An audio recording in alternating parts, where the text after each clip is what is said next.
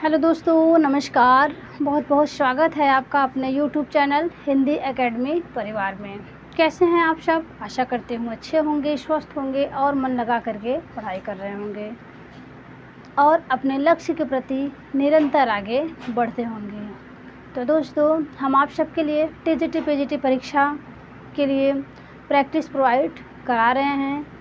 तो आज का जो हमारा सेशन है, प्रैक्टिस नंबर 9 है और वो हिंदी व्याकरण के अंतर्गत संज्ञा सर्वनाम क्रिया विशेषण पर महत्वपूर्ण प्रश्नोत्तरी होगी।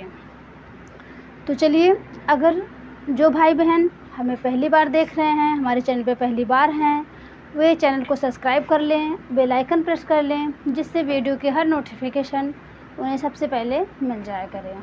और वीडियो पसंद आए तो वीडियो को एक लाइक किया करें और अपने दोस्तों में ज़्यादा से ज़्यादा शेयर किया करें। ठीक है, तो चलिए दोस्तों, समय बिना व्यर्थ किए हुए आज की क्लास को कंटिन्यू करते हैं।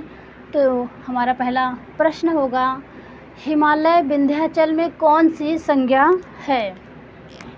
हिमालय विंध्याचल में कौन सी संज्ञा है? यहीं पे आपको बताना है। व्यक्तिवाचक संज्ञा है ऑप्शन ए, ऑप्शन बी है द्रव्यवाचक संज्ञा, ऑप्शन सी जातिवाचक संज्ञा, ऑप्शन डी समूहवाचक संज्ञा। बताइए। चलिए, अपने अपने आंसर आप सब गेस करिए।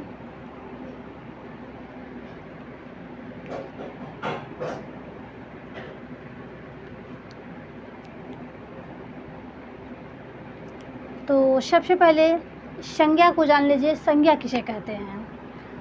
तो संज्ञा उस विकारी शब्द को कहते हैं जिसमें किसी विशेष वस्तु, व्यक्ति, भाव के नाम का बोध हो, उसे संज्ञा कहते हैं। ठीक है। और संज्ञा 5 प्रकार का होता है: व्यक्तिवाचक संज्ञा, द्रव्यवाचक संज्ञा, जातिवाचक संज्ञा, समूहवाचक संज्ञा और एक है भाववाचक संज्ञा। ठीक है। चलिए, आप सब इसमें आंसर करिए। हिमालय और विंध्याचल में कौन सी संज्ञा है? तो यहाँ बोला है कि किसी व्यक्ति विशेष, किसी संज्ञा उसे कहते हैं जो किसी विशेष व्यक्ति, वस्तु या किसी जीव के नाम का बोध हो, जहाँ उसे संज्ञा कहते हैं। तो यहाँ पे हिमालय और विंध्याचल होगा आपका ऑप्शन ए, व्यक्तिवाचक संज्ञा होगा। कैसे? क्योंकि यहाँ पे नाम ही दिया है। व्यक्तिवाचक संज्ञा उन्हें कहते हैं जहाँ पे किसी विशेष व्यक्ति, वस्तु, स्थान के नाम का बोध हो, वहाँ व्यक्तिवाचक संज्ञा कहते हैं।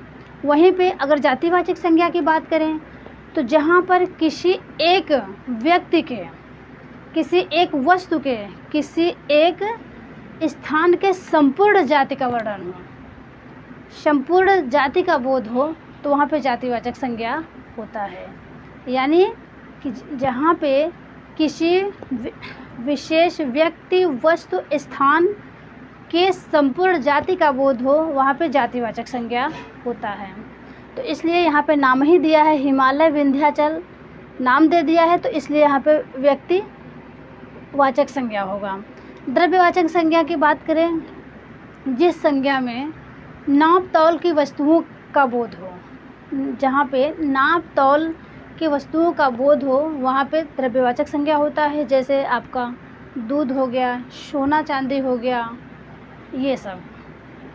और समूहवाचक की बात करें तो जहाँ पे जिस संज्ञा में व्यक्ति के समूहों की बात की जाए, झुंडों की बात की जाए, वहाँ पे समूहवाचक संज्ञा होता है। जैसे आपका सभा हो गया, विद्यालय हो गया, गिरोह हो गया, झुंड हो गया, ये सब आपके समूहवाचक संज्ञा है। ठीक है। चलिए, प्रश्न 2 देखते हैं। चांदनी चौक में संज्ञा है, तो आपका द्रव्यवाचक संज्ञा है, जातिवाचक संज्ञा है, भाववाचक संज्ञा है और व्यक्तिवाचक संज्ञा है। बताइए।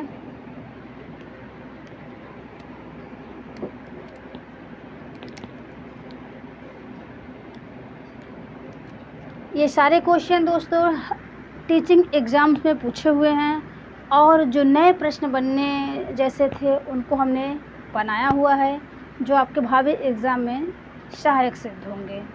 ठीक है, तो देखिए चांदनी चौक में भी आपका व्यक्तिवाचक संज्ञा होगा। चांदनी चौक एक किसी स्थान का नाम है, इसलिए यहाँ पे व्यक्तिवाचक संज्ञा होगा। भाववाचक संज्ञा वहाँ पे होता है जहाँ पे किसी व्यक्ति के भावों का वर्णन हो। जैसे आपका बचपन हो गया, बुढ़ापा हो गया, आपका ये भाववाचक संज्ञा है। मित्र से मित्रता बनता है, मित्रता आपका भाववाचक संज्ञा है। तो ये सब। चलिए प्रश्न 3 देखते हैं। संज्ञा से बने विशेषण में कौन सा विकल्प अशुद्ध है? संज्ञा से बने विशेषण में कौन सा विकल्प यहाँ पे अशुद्ध पूछा है? तो देखिए धन का धनिक, सुख का सुखी, दिन का दैनिक, बंगाल का बंगाली। तो इनमें आपका होगा ऑप्शन ए। संज्ञा से बने विशेषण में कौन सा विकल्प अशुद्ध है? तो आपका होगा ए, धन का धनिक नहीं होता, जबकि सुख का सुखी होता है, दिन का दैनिक होता है और बंगाल का बंगाली होता है। चलिए प्रश्न 4 देखते हैं।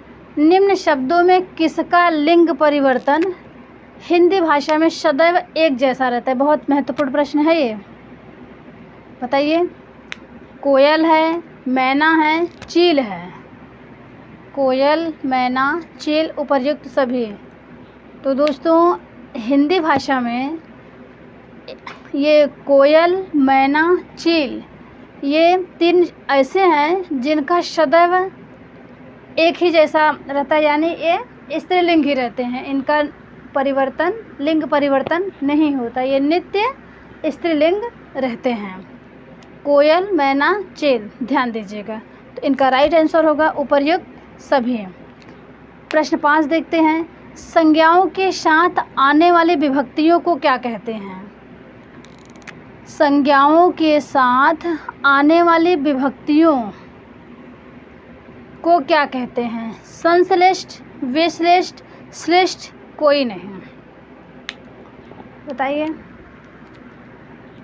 संज्ञाओं के साथ आने वाले विभक्तियों को विश्लिष्ट कहते हैं। ठीक है, विश्लिष्ट कहते हैं। अगर वहीं पे बात करें कि जो सर्वनाम के साथ आने वाली विभक्तियां होती हैं तो उन्हें क्या कहते हैं? आप हमें ये प्रश्न का उत्तर कमेंट्स के थ्रू दीजिएगा। ठीक है, चलिए हम बढ़ते हैं अगले क्वेश्चन पे। आपको ये क्वेश्चन हमें बताना है कि हमने यहाँ बताया संज्ञाओं के साथ आने वाली विभक्तियों को क्या कहते हैं, तो विश्लिष्ट, और सर्वनाम के साथ आने वाली विभक्तियों को क्या कहा जाता है, ये आपको बताना है। ठीक है, चलिए आगे बढ़ते हैं।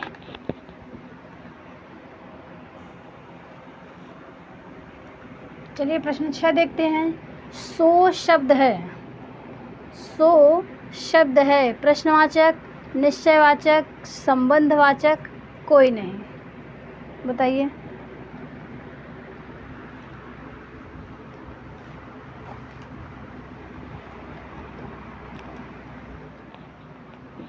चलिए अपने अपने आंसर गेस करिए आप सब।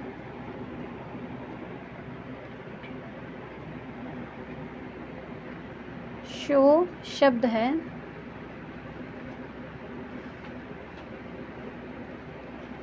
तो ये आपका होगा सर्वनाम, सॉरी ये संबंधवाचक होगा, संबंधवाचक होगा। शो शब्द जो है संबंधवाचक है। प्रश्न 7 देखिए। भूखे को भोजन दो, भूखे को भोजन दो और प्यासे को जल, भूखे को भोजन दो और प्यासे को जल वाक्य में किस कारक का प्रयोग हुआ है? संप्रदान कारक ऑप्शन ए है, ऑप्शन बी अपादान कारक है, ऑप्शन सी संबंध कारक है, ऑप्शन डी कोई नहीं। बताइए।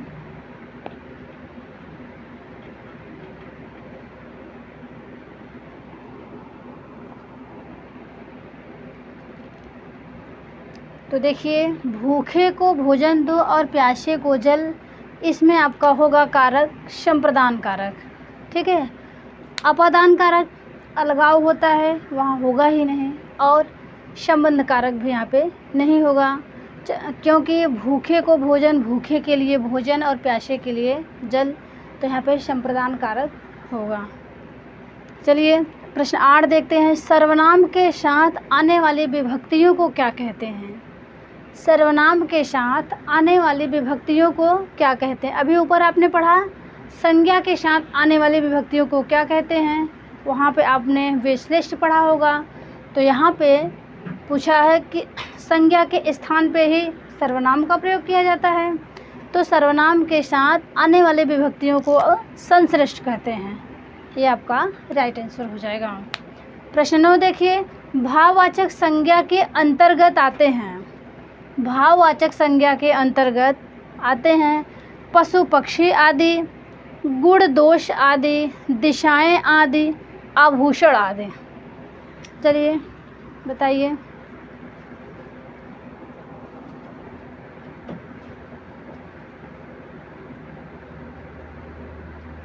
तो देखिए, भाववाचक संज्ञा पूछा है जिस संज्ञा शब्द में किसी व्यक्ति के गुण दोष का वर्णन हो, गुण दोषों का बोध हो, जिस संज्ञा शब्द में किसी व्यक्ति के गुण दोषों का बोध हो, वहाँ पे भाववाचक संज्ञा होता है। तो यहाँ पे गुण दोष पूछा है, तो यहाँ पे भाववाचक संज्ञा ऑप्शन बी गुण दोष आदि भाववाचक संज्ञा के अंतर्गत आते हैं। पशु पक्षी की बात करें तो पशु पक्षी आदि, इसमें किसी एक पक्षी का नाम नहीं दिया है, मतलब तोता हो गया, मैना हो गया, इसमें केवल पशु पक्षी यानी सभी पशु पक्षी की बात की गई है, इसमें पशु पक्षियों के संपूर्ण जाति की बात कही गई है। तो ये यहाँ पे आपका जातिवाचक संज्ञा हो गया।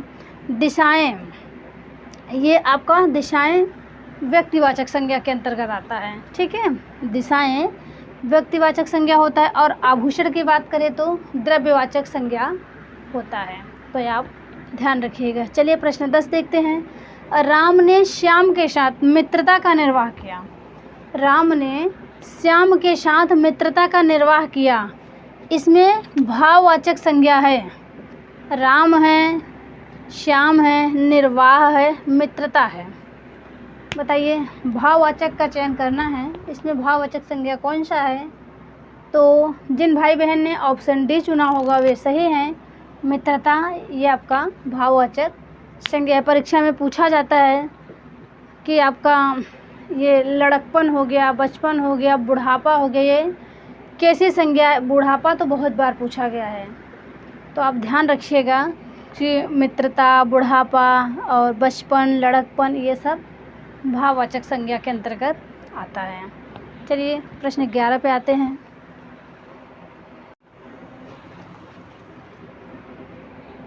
चलिए प्रश्न 11 देखते हैं। गरीबों की सहायता करो, गरीबों की सहायता करो में गरीब शब्द है।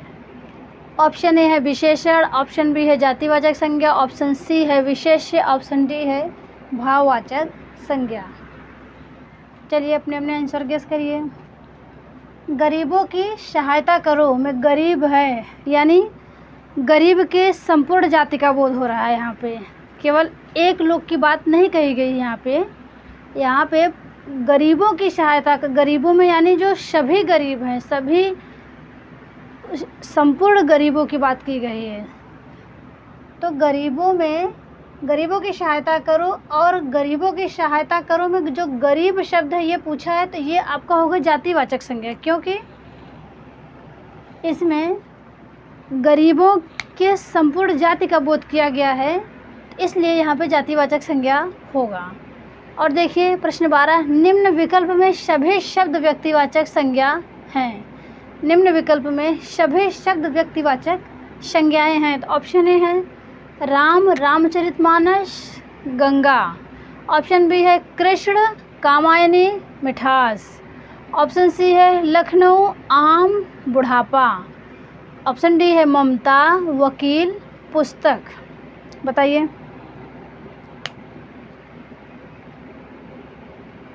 तो सबसे पहले देख लीजिए यहाँ पे बुढ़ापा आया है, तो ये भाववाचक संज्ञा है, ये आपका नहीं होगा। और मिठास शब्द जो है ये भी आपका भाववाचक संज्ञा है। यहाँ पे मिठास, मीठेपन का भाव प्रकट होगा इस शब्द में, ये भी नहीं होगा आपका। और पुस्तक जो है ये भी नहीं होगा, ये आपका व्यक्तिवाचक संज्ञा है, पुस्तक। ठीक है, तो वकील सब, हाँ ये नहीं होगा। इसमें आपका राइट आंसर होगा राम, रामचरितमानस, गंगा, ये व्यक्तिवाचक संज्ञा है। और बाकी और एक शब्द ये जो वकील है, ध्यान दीजिएगा, ये वकील शब्द बहुत पूछा जाता है, ये आपका अरबी भाषा का शब्द है। वकील अरबी भाषा का शब्द है, इसको आप सब ध्यान दीजिएगा। ठीक, चलिए प्रश्न 13 देखते हैं। इनमें भाववाचक संज्ञा है। इनमें ये जितने हम भाववाचक संज्ञा लिखे हैं ना, ये परीक्षा में बहुत बार पूछे गए हैं, तो आप सब ध्यान दीजिएगा। इनमें भाववाचक संज्ञा है लड़कपन है, स्त्रीत्व है, मिठाई है, शत्रुता है, मित्रता है, बुढ़ापा है, उपर्युक्त सभी।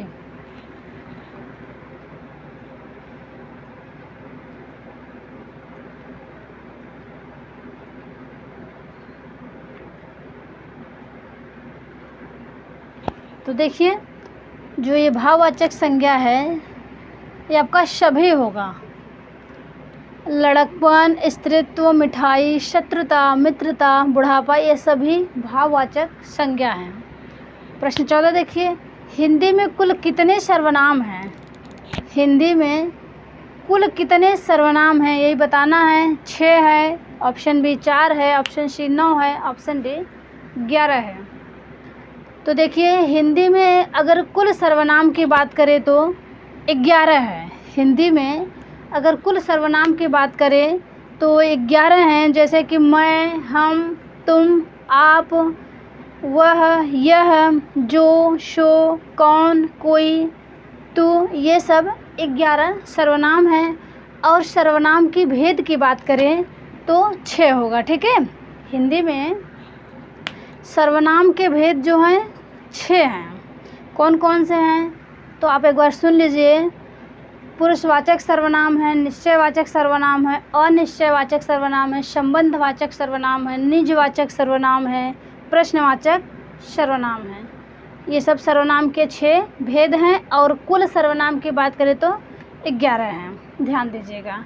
ये शब्द पूछता है सर्वनाम, जो 11 सर्वनाम है इनमें 1-2 वर्ड दे देगा। जैसे इसके पहले अभी मैंने एक क्वेश्चन कराया, सो शब्द है, सो शब्द है तो संबंधवाचक सर्वनाम है। ठीक है, तो ध्यान दीजिएगा।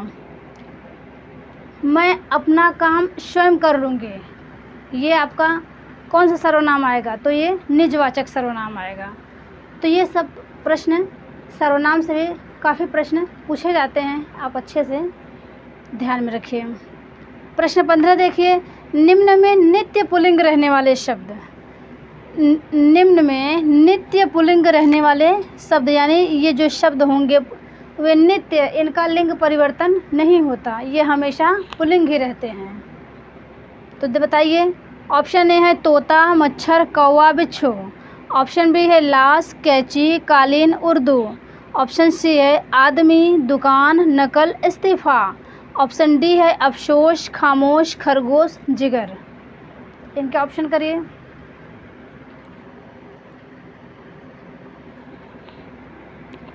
वे कौन से शब्द हैं नित्य पुल्लिंग रहने वाले हैं? अभी इसके पहले हमने आपको पढ़ाया कि नित्य स्त्रीलिंग रहने वाले शब्द। तो देखिए इसमें होगा आपका ऑप्शन ए तोता, मच्छर, कौवा, बिच्छू, ये जो हैं इनका लिंग परिवर्तन नहीं होता। ठीक है, अब ऊपर देखिए, लाश, कैंची, कालीन, उर्दू, ये जो है दोस्तों ये आपके तुर्की भाषा के शब्द हैं। टीजीटी पीजीटी में दोनों परीक्षा में आपका टीजीटी और पीजीटी कभी कभी 3-3 प्रश्न भी इस यहाँ से रखे जाते हैं विदेशी भाषाओं के शब्द से। ठीक है, तो या 2 प्रश्न या 3 प्रश्न रहते हैं, तो इनको आप अच्छे से पढ़ें। तो जो महत्वपूर्ण थे, जो बार बार पूछे हुए थे, तो उनको हमने यहाँ रखा हुआ है। और ये क्वेश्चन कैसे हैं, इन पे भी आप अपनी प्रतिक्रिया हमें दिया करिए। हम इस ढंग से ऑप्शन भी रखते हैं ताकि आपका एक ऑप्शन में और भी तथ्य जो महत्वपूर्ण हैं परीक्षा की दृष्टि से वे भी तैयार होते चलें। तो इस बारे में अपने सुझाव आप लोग हमें ज़रूर दीजिए, उसी अनुसार हम और कुछ बेहतर लाने का प्रयास करेंगे। तो देखिए, तोता, मच्छर, कौवा, बिच्छू ये आपका नित्य पुल्लिंग रहता है, इनका लिंग परिवर्तन नहीं होता।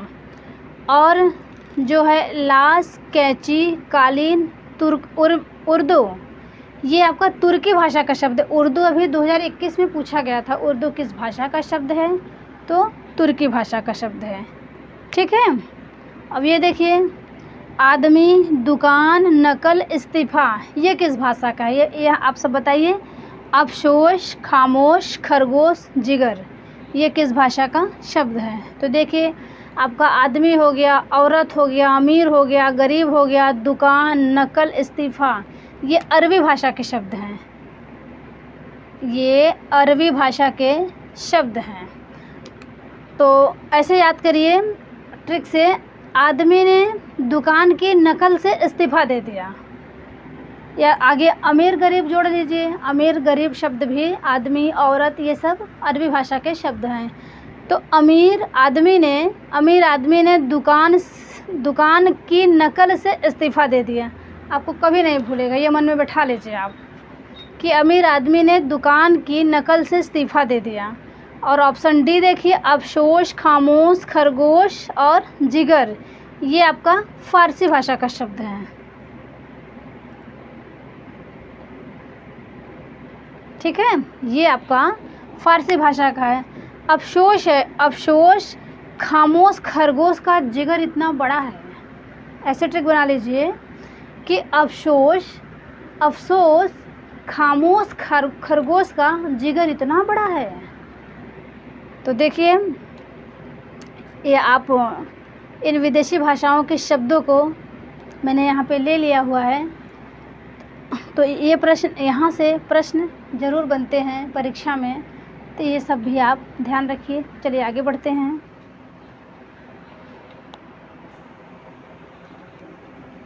चलिए प्रश्न नंबर 16 देखते हैं। किस समूह में सभी प्रश्नवाचक सर्वनाम हैं? किस समूह में, किस विकल्प में सभी प्रश्नवाचक सर्वनाम हैं? ऑप्शन ए है कौन, क्या, किसने। ऑप्शन बी है जो, कोई, वह। ऑप्शन सी है जिनका, जो, किनका। और ऑप्शन डी है जिन्होंने, उन पर, उसको। चलिए ऑप्शन करिए।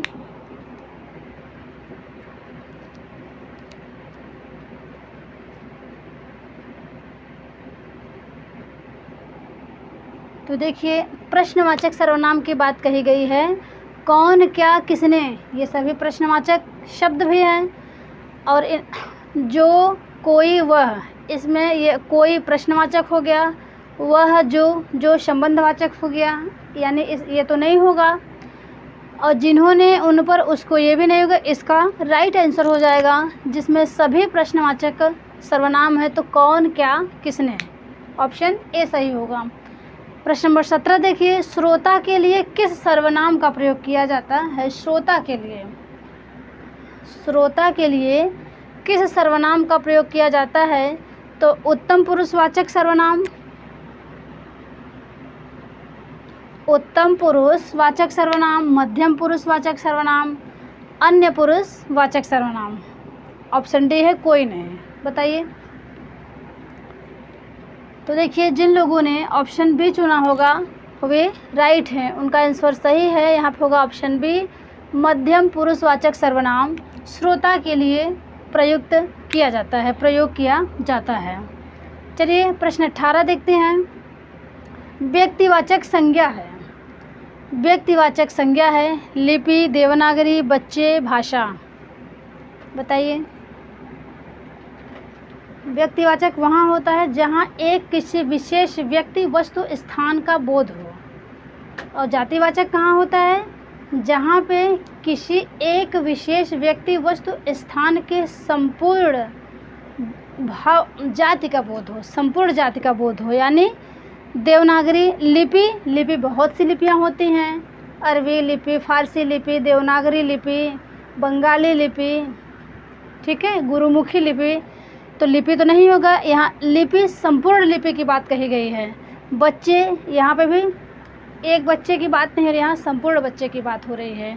भाषा, सभी भाषाओं की बात हो रही है, तो यानी बचा देवनागरी। यहाँ पे एक नाम है तो ये आपका होगा व्यक्तिवाचक, और लिपि, बच्चे, भाषा, ये तीनों आपके जातिवाचक संज्ञा हैं,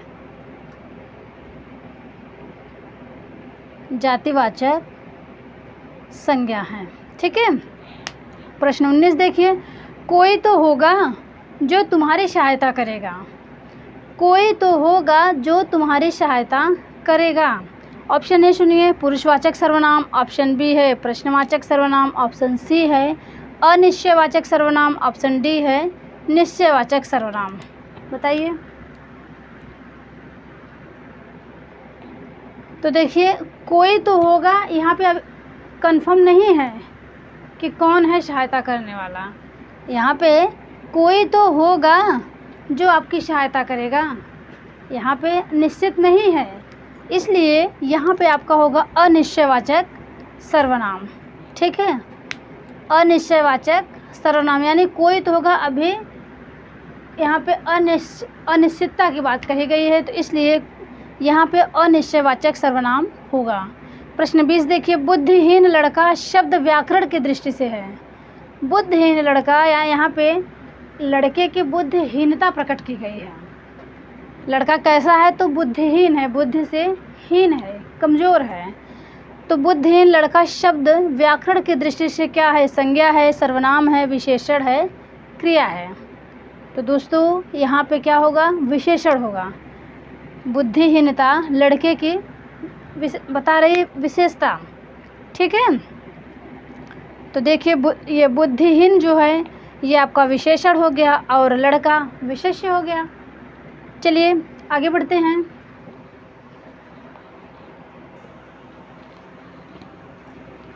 चलिए दोस्तों, प्रश्न 21 देखते हैं। हिंदी के शब्दों का लिंग निर्धारण किसके आधार पर किया जाता है? हिंदी के शब्दों का लिंग निर्धारण किसके आधार पर किया जाता है? तो ऑप्शन ए है प्रत्यय, ऑप्शन बी है संज्ञा, ऑप्शन सी है सर्वनाम, ऑप्शन डी है क्रिया। तो चलिए, मैं समझ पा रही हूँ आप सब अपने अपने उत्तर आंसर गेस कर लिए होंगे। तो जिन भाई बहन ने बी चुना होगा वे सही हैं, संज्ञा होगा यहाँ पे। ठीक है। प्रश्न 22 देखिए, अपेक्षा का विशेषण रूप होगा। अपेक्षा का विशेषण रूप होगा सापेक्ष, उपेक्षा, निरपेक्ष, अपेक्षित। बताइए। तो देखिए, अपेक्षा शब्द में इत प्रत्यय लग के अपेक्षित बना है। अपेक्षा का विशेषण अपेक्षित होगा। ठीक है, अपेक्षा का विशेषण अपेक्षित होगा। अपेक्षा में इत प्रत्यय जोड़ के लगा के अपेक्षित बनाया गया है। और अपेक्षा का विलोम उपेक्षा होता है। ठीक है। चलिए ये प्रश्न 23 देखते हैं। उस विकारी शब्द को क्या कहते हैं? उस विकारी शब्द को क्या कहते हैं जो पूर्वापर संबंध से किसी भी संज्ञा के बदले आता है? जो पूर्वापर संबंध से किसी भी शब्द के बदले आता है। तो दोस्तों ये नोट कर लीजिए, ये परिभाषा है, ये कामता प्रसाद गुरु की ये परिभाषा है। ये जो है ये कामता प्रसाद गुरु